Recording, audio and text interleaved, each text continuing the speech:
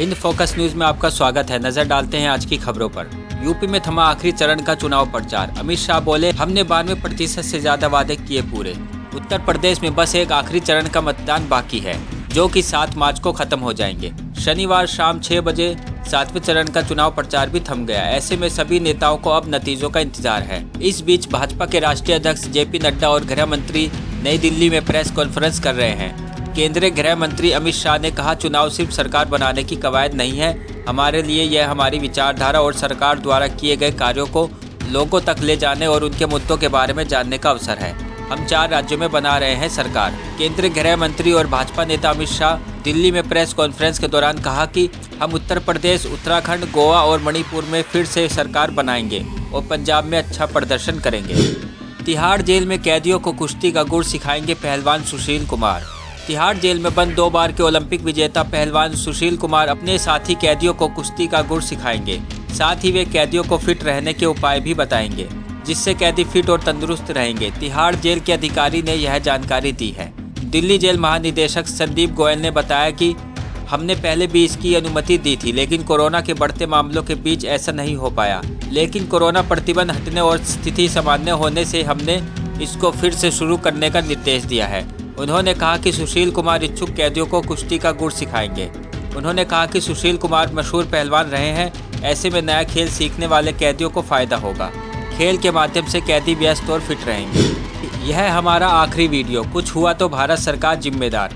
सूमी में फंसे हुए छात्र बोले। रूस और यूक्रेन के बीच जारी युद्ध में भारत सरकार पिछले कुछ दिनों से यूक्रेन में फंसे भारतीय लोगों को वापस लाने के तमाम प्रयास कर रही है।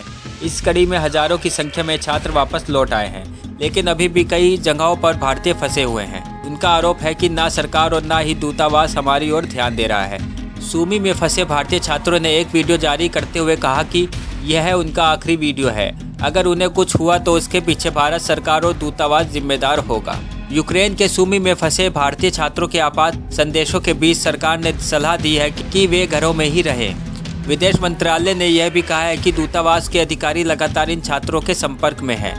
विदेश मंत्रालय ने शनिवार को यह भी बताया कि सरकार ने रूस और यूक्रेन की सरकार से कई बार कई चैनलों के जरिए तुरंत ही युद्ध विराम लागू करने की मांग की है, ताकि इन भारतीय छात्रों को सुरक्षित रास्ता मिल सके।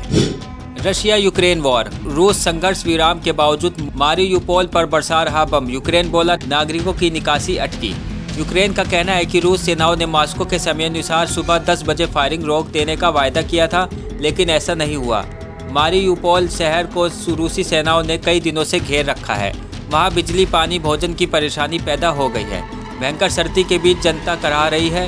रूस की इस घेराबंदी को द्वितीय विश्व युद्ध में लेनिनग्राड की नाजी सेना की घेराबंदी से तुलना की गई है।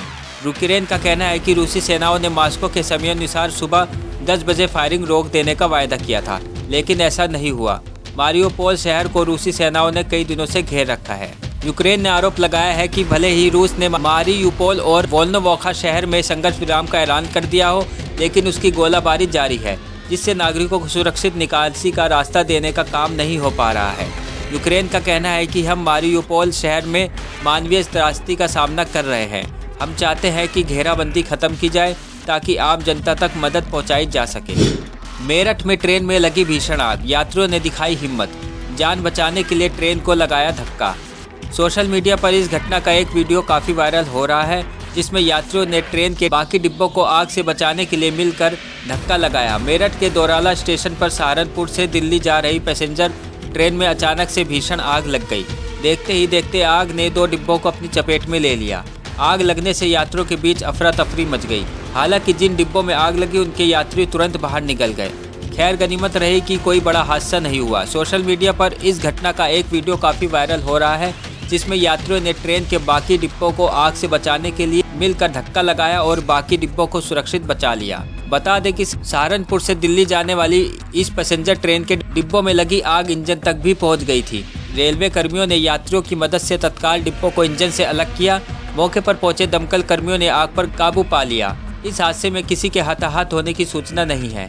मेरठ सिटी रेलवे स्टेशन अधीक्षक आरपी शर्मा ने बताया कि दोराला के पास ट्रेन के एक डिब्बे में धुआं उठने लगा था, जिसके बाद ट्रेन को दोराला स्टेशन पर रोका गया।